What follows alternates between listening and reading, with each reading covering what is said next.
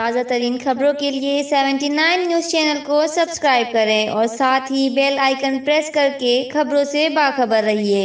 Chairman Rajput قومی alliance Pakistan Rao Nadeem کی جانب سے ڈیفنس ویو کراچی میں عوامی دعوت افطار کا انعقاد کیا گیا، جس میں اہم سیاسی و سماجی شخصیات نے شرکت کی۔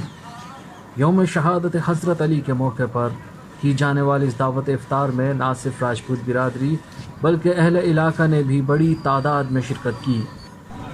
اس موقع پر چیئرمین راجپوت قومی الائنس پاکستان راؤ ندیم کا کہنا تھا کہ راجپوت قوم کے اتحاد اور ترقی کے لیے ہم وقت کوشاں ہیں۔